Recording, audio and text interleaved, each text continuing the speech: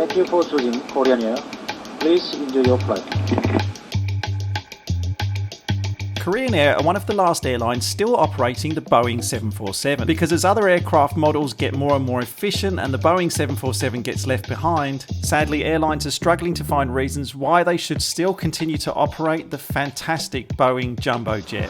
So with the 747's days looking numbered, I had to take one last flight on what is probably my favourite aircraft of all time to relive the glory days of aviation and also to show you what it's like to fly on the 747 maybe just one last time before it's gone forever.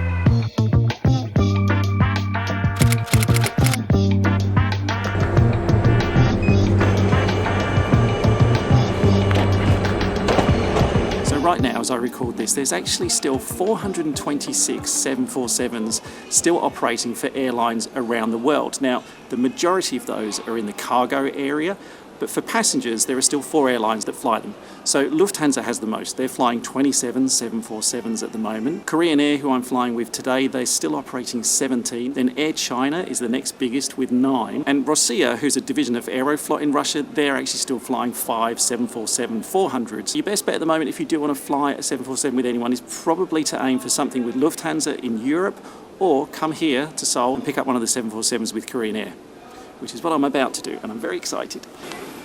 And there it is. That's our 747 at the gate. Currently getting the catering load on at the moment. It's just a phenomenal looking aircraft.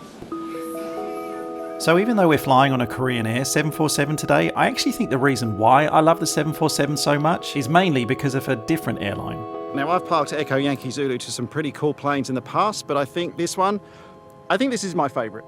I spent the first half of my life in England and the second half in Australia. And to get between the two, I'd often fly with Qantas, and most of the time that would be on a 747. So it's Qantas, a company who at one point only flew 747s. Their entire fleet was made up of jumbo jets, who are responsible for my love of this aircraft, because that brilliant, innovative, fantastic, huge combination of science and magic represents some of my earliest and my most treasured memories of air travel. So here we go, for maybe the last time, about to board a 747.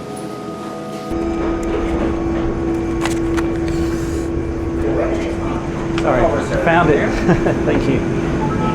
Yeah, upstairs please. Thank you.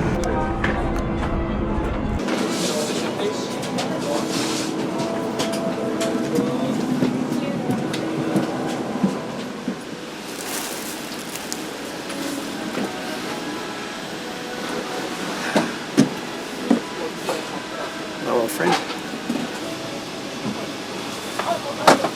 And just one seat from the front of the plane. So there's one seat in front of me and then me. Basically flying it. Look. We'll be departing shortly. Please place your carry-on items in the overhead bins or under the seat in front of you.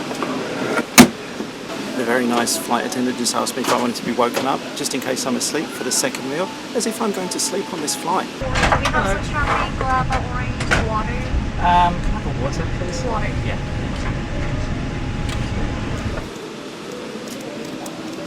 Good afternoon, ladies and gentlemen. This is Captain Wang speaking. Welcome aboard Korean Air.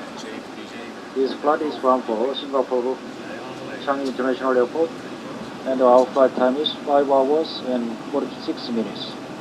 For your safety, keep your seatbelt fastened while you are sitting. Thank you for choosing Korean Air. Please enjoy your flight.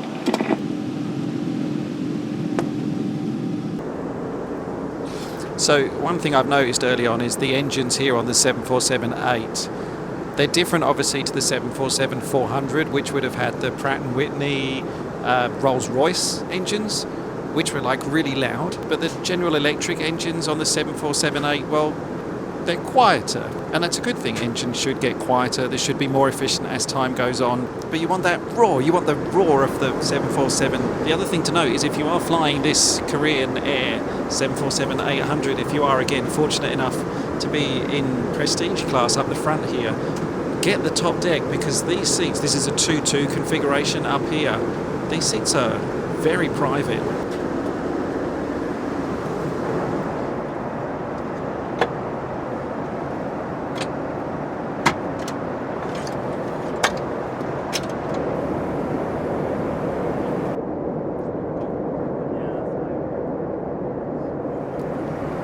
This looks good. I've got a tomato and asparagus appetizer and a nice pumpkin soup that came with it too. I feel like I'm almost at the end of a storyline here with the 747, because you just think this thing's been flying for 55 years.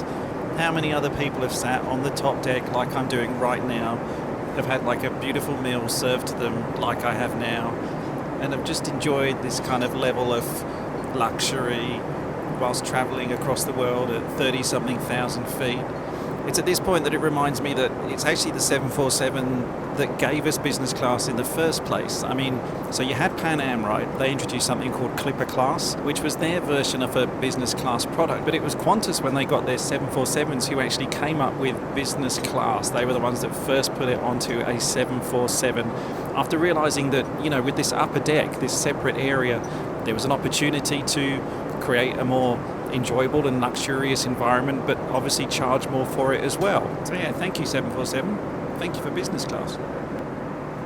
So you know Project Sunrise, right? That's Qantas's plan in 2026 and beyond to be able to fly non-stop between London, Heathrow and Sydney. You know, the cool thing is the 747's already done that. There's a whole story behind this, and I could make a whole video on it, but in a nutshell, it was 1989 and Qantas had a 747 that was being delivered from America to Australia. And so what they did is they flew it from America to the UK. The aircraft was very light, obviously, and they had to wait for almost perfect weather conditions. But yeah, in 1989, a 747 took off from London. It flew for 20 hours and 9 minutes, and then it landed in Sydney, non-stop all the way from England to Australia.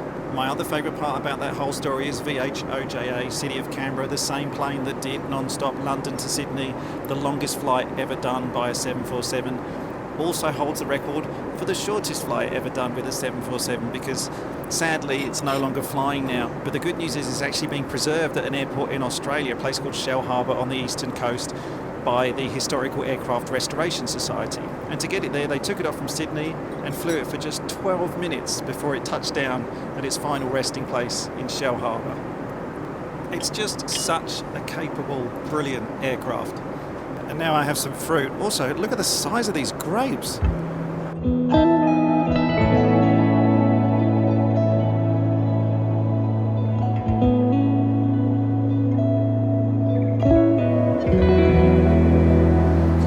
It's not though just the fact that it gave us business class, it's not just the fact that this is an incredibly capable and versatile aircraft, it's not the crazy records that the 747 holds.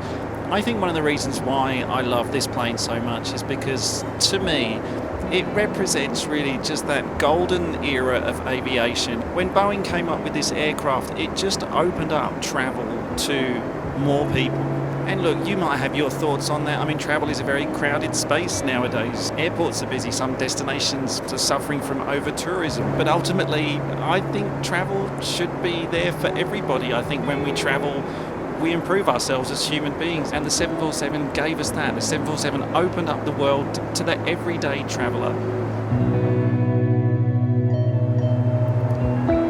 Because of that, and because it is incredibly capable, and because it gave us business class, and because it just looks so damn good sitting there on the apron, that the 747 will forever have a very, very special place in my heart. And I'm quite sad that this will probably be the last time I'm on one, I'm not going to lie.